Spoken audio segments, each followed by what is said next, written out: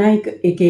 ಶಂಕರ್ ಅವರೇ, ನೀವು ಸಿಯಾಚಿನ್ ಗ್ಲೇಷಿಯರ್ ಜಾಗದಲ್ಲಿ ಸುಮಾರು ಸಮಯ ಭಾರತೀಯ ಸೇನೆಗೆ ಕೆಲಸ ಮಾಡಿದ್ರಿ. ಆ ಅನುಭವವನ್ನು ಹೇಳಿ. ಮೇಡಮ್, ನಾವು ಸಿಯಾಚಿನ್ ಗ್ಲೇಷರಲ್ಲಿ ನಾನು 83-84 ನಾನು ಸಿಯಾಚಿನ್ ಗ್ಲೇಷರ್ ಇದ್ದಿದ್ದು. ಪ್ರಪಂಚದಲ್ಲಿ ಅತಿ ಎತ್ತರದ ಯುದ್ಧಭೂಮಿ. -60°C ಐಸ್ ಇರುತ್ತೆ. ಅಲ್ಲಿಗೆ ಹೋಗ್ಬೇಕಿದ್ರೆ ಮೊದಲು ಲೇ ಲದ್ದಾಖಿಂದ ಮತ್ತು ನಾವು ಪ್ರತಾಪುರ್ ಸೆಕ್ಟರ್ಗೆ ಹೋಗ್ತೀವಿ.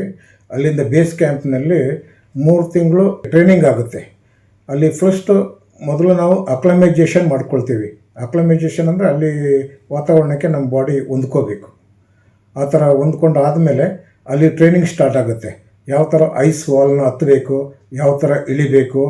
ಆಮೇಲೆ ಏನಾದರೂ ನಾವು ಸಹೋದ್ಯೋಗಿಗಳು ಯಾರಾದರೂ ಐಸ್ ಒಳಗೆ ಸಿಕ್ಕಾಕೊಂಡ್ರೆ ಅವ್ರನ್ನ ಯಾವ ಥರ ರೆಸ್ಕ್ಯೂ ಮಾಡಬೇಕು ಅಂಥೇಳಿ.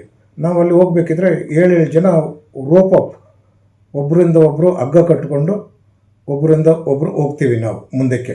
ಹಾಗೆ ಹೋಗ್ತಾ ಇರಬೇಕಿದ್ರೆ ಯಾರಾದರೂ ಒಬ್ಬರು ಕೆಳಗಡೆ ಬಿದ್ದರೆ ಅವನ್ನ ಯಾವ ರೀತಿ ರೆಸ್ಕ್ಯೂ ಮಾಡ್ಕೋಬೇಕು ಅಂತ ನಾವು ಎಲ್ಲ ಟ್ರೈನಿಂಗ್ ಪಡೆದಿರ್ತೀವಿ.